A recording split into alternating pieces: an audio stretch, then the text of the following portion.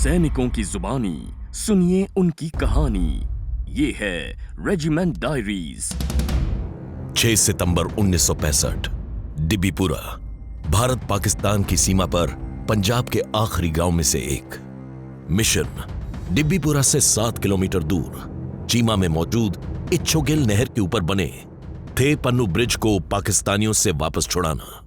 उस रोज भारतीय सैनिक राइफल्स हाथों में उठाए छाती भर गहरे पानी में चौकन्ने सतर्क डिबीपुरा से चीमा गांव की ओर बढ़ रहे थे। 3 दिन से कभी पानी तो कभी सरकंडों की खेती में छुपते छुपाते चल रहे इन सैनिकों को यह अंदाजा नहीं था कि दुश्मन के साथ अगले 3 दिन असल उत्तर के मैदान में लड़ी जाएगी एक खूनी जंग, जो कि इतिहास के पन्नों में स्वर्ण अक्षरों में दर्ज होगी। भारतीय सैनिकों को पहले दिन ही पता चल गया कि उनका सामना पाकिस्तान की सबसे घातक 1 आर्मर्ड डिवीजन के साथ होने वाला है, जो कि अपनी पूरी पैटर्न टैंक डिवीजन के साथ यहां मौजूद थी। वो पैटर्न टैंक्स जो कि अपने साथ लेकर चल रहे थे असला, बारूद और जाने जाते थे अपनी मार्ग क्षमता और तेजी के लिए, लेकिन अपनी युद्ध नीति में दुश्मन से 2 कदम आगे भारतीय सैनिकों ने रातों रात इन टैंक्स को बारूद से उड़ाने के लिए एंटी टैंक माइंस बिछा दी। और फिर शुरू हुई एक ऐसी बारूदी जंग। जो टैंक उन 3 दिनों में बारूदी सुरंगों का शिकार नहीं हुए, उन पर भारी पड़े ये भारतीय सैनिक, जो कि अब सीधा टैंकों पर गोलियां बरसाकर उन्हें खत्म कर रहे थे। पाकिस्तानी सैनिक टैंक फटने के डर से टैंक छोड़कर भाग रहे थे और भारतीय सैनिक लगातार उन पर हमला कर रहे थे। भारतीय सैनिकों की इस यूनिट ने 72 घंटे असल उत्तर के मैदान में पाकिस्तान की इस फौज को मुंह तोड़ जवाब दिया और 35 टैंक तबाह कर दिए। और यह काम करने में सबसे आगे थी ग्रेनेडियर्स रेजिमेंट। ग्रेनेडियर्स रेजिमेंट की ट्रेनिंग का एक बेहद अहम हिस्सा है एंटी इंसर्जेंसी ट्रेनिंग, जो कि फौज को न सिर्फ दुश्मन से जंग लड़ना सिखाता है, बल्कि शांति के समय में देश में पैदा हुए अंदरूनी विरोध या फिर उपवाद पर काबू पाने के लिए भी तैयार करता है। और रेजिमेंट के 2 अफसरों को ऐसे ही ऑपरेशंस में अशोक चक्र से सम्मानित किया गया। लेफ्टिनेंट राकेश और मेजर जून दोनों हमारी 22 कैनेडियर पलटन के ऑफिसर थे। ये 92 से 94 तक ये पलटन JNK में काउंटर टेररिज्म ऑपरेशंस में थी और इन दोनों ने 2 अलग अलग ऑपरेशंस में अपने प्राणों की आहुति दी। दोनों को अशोक चक्र, जो कि सबसे बड़ा पीस टाइम डेकोरेशन है, उससे सुशोभित किया गया।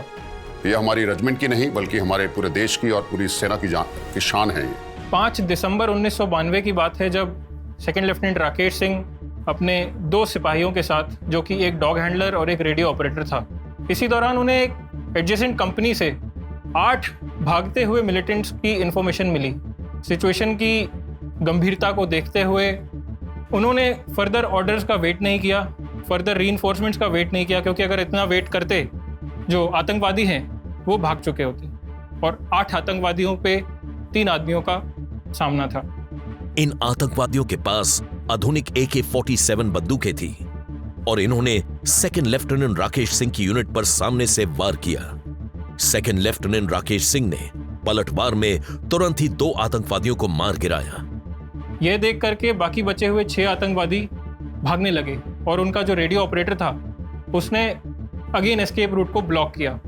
उसकी जान की खासी परवाह करते हुए और खुद की जान की परवाह ना करते हुए सेकंड लेफ्टिनेंट राकेश सिंह ने ऑटोमेटिक फायर के बीच से, भारी गोलियों की बौछार के बीच से गुजरे और उन्होंने 3 आतंकवादी और मार गिराए। इस दौरान उन्हें कंधे और दाहिने हाथ में चोट लगी, जिससे काफ़ी ज़्यादा खून बहा और वो शहीद हो गए।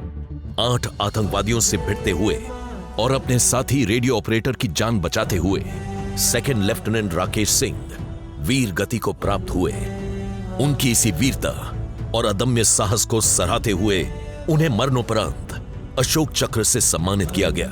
वो महज 22 साल के थे जब उन्होंने देश की रक्षा में अपनी जान दे दी और मेजर राजीव कुमार जून महज 25 साल के थे जब देश के नाम उन्होंने अपनी शहादत लिखी। मेजर जून भी 22 ग्रेनेडियर्स का हिस्सा थे और आतंकवाद ग्रस्त जम्मू कश्मीर के अनंतनाग डिस्ट्रिक्ट में इनकी पोस्टिंग हुई थी। ये अनंतनाग का जो डिस्ट्रिक्ट है ये काफ़ी आतंकवादियों का गढ़ माना जाता था। तो पूरे 2-3 साल की पोस्टिंग में मेजर जून ने काफ़ी सारे हेरोइक एक्ट करें, काफ़ी सारे ऑपरेशंस करें, जिसकी आज तक पलटन में गाथाएं चलती हैं। उन्हें 16 सितंबर 1994 के ऑपरेशन के लिए शौर्य चक्र भी दिया गया। तो जो आज हम ऑपरेशन की बात कर रहे हैं ये अनंतनाग डिस्ट्रिक्ट में ही हुआ था। ये 16 सितंबर 1994 को एक आरिजन देवसर करके गांव है, विलेज, उसमें हुआ है। और ये बेसिकली कॉर्डन एंड सर्च, एक मिलिट्री टर्म में बोलते हैं, गांव को कॉर्डन किया जाता है फिर सर्च किया जाता है, इस तरह का ऑपरेशन था। तो जब सर्च गांव की शुरू करी तो एक तरफ से जब विलेज एक घर से दूसरे घर की सर्च शुरू करी तो बीच में एक जगह में एक घर में एनकाउंटर शुरू हो गया। और ये इनकाउंटर काफी भयानक था। अंधाधुंध फायरिंग के बीच आगे बढ़ना नामुमकिन हो रहा था। लेकिन मेजर जून न सिर्फ एक अनुभवी अफसर थे बल्कि एक बेहद साहसी अफसर थे जिन्होंने आगे बढ़कर वार करना सीखा था। ये काफ़ी ब्रेव ऑफिसर थे, तो उन्होंने जैसे ही मौका मिला तो इन्होंने क्रॉल करते हुए उसके घर की खिड़की के पास पहुंच के अपने बडी के साथ फायर एंड मूव से, और जैसे ही इन्हें मौका मिला उन्होंने ग्रेनेड लॉब कर दिए घर के अंदर। तो उस ग्रेनेड के उस अटैक में एक मिलिटेंट वहीं पे ढेर हो गया। थोड़ी देर उन्होंने वेट किया लेकिन उसके बाद भी अंदर से फायर आता रहा। इसका मतलब एक और मिलिटेंट था जो कि अभी भी अंदर था। तो उसके बाद थोड़ी देर के बाद जैसे ही मेजर जून को मौका मिला उन्होंने अपने बडी को बताया कि मुझे कवर दीजिए, मैं इसको फायर करता हूँ। दोनों तरफ से काफ़ी अंधाधुंध फायरिंग हुई।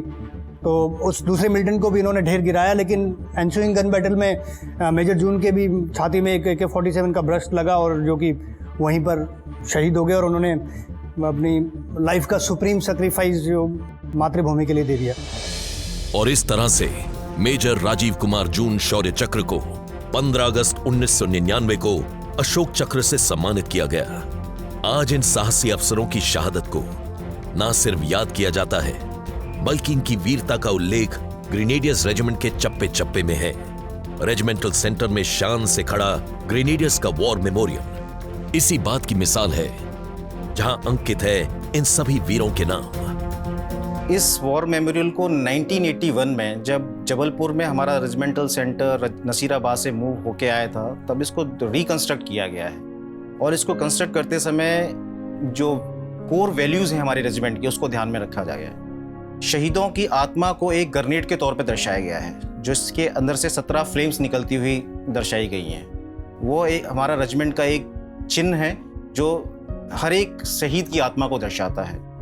उसके साथ में जो 4 पिलर्स दिए गए हैं वो एक प्रवेश द्वार हैं जो कि उन शहीदों को जो हम कहते हैं कि हेवन की तरफ अग्रसर करते हैं, उन्हें लेके जाते हैं। साथ ही साथ जो रास्ता हमारे वॉर मेमोरियल से स्टार्ट होकर वॉर मेमोरियल के ग्रेनेड की तरफ बढ़ता है वो रास्ता एक इंडिकेशन है एक जवान के लिए कि कैसे सही रास्ते पर चलकर अपने एक सैनिक धर्म का पालन करें और जो शहीद हुए हैं उनके दिखाए हुए रास्ते पर उस कर्तव्य निष्ठा से काम करें कि रेजिमेंट का नाम और भी ऊपर लेके जाएं।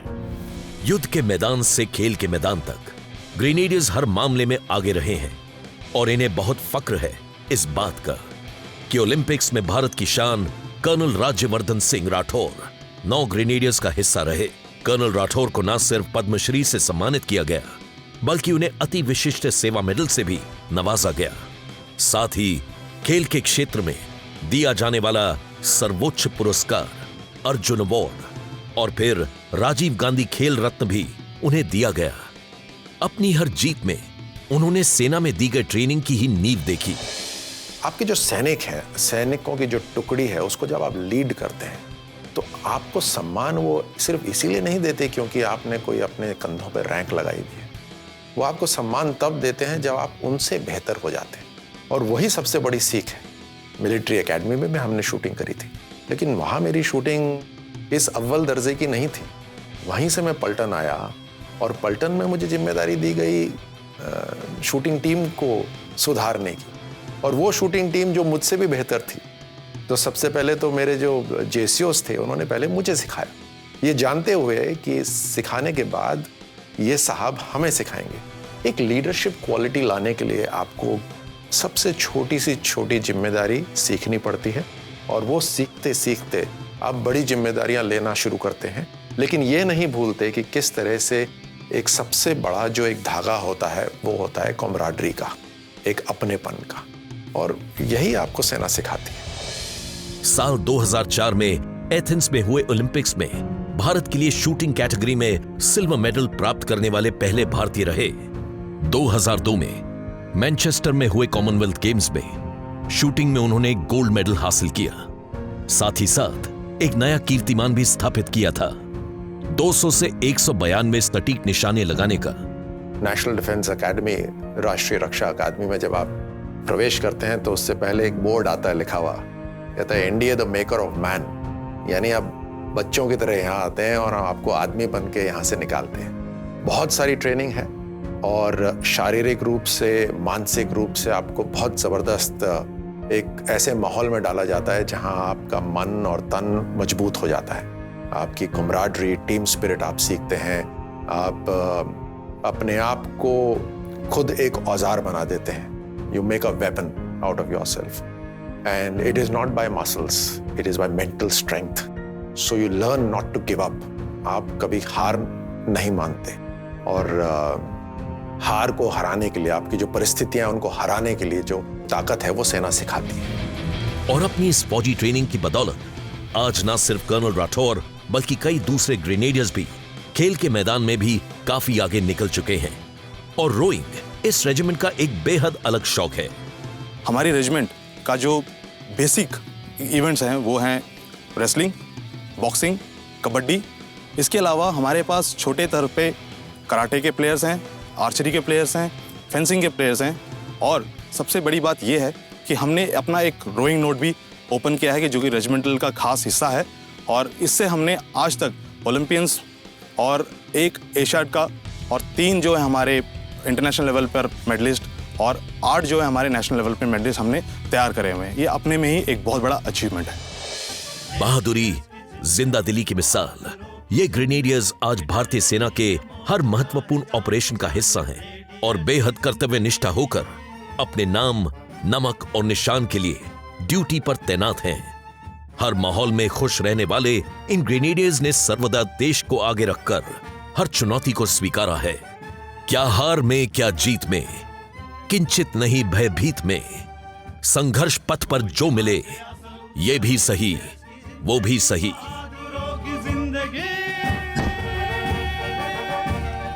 सैनिकों की जुबानी सुनिए उनकी कहानी। ये है regiment diaries. Like, share, subscribe and click on the bell icon to never miss an update from Epic.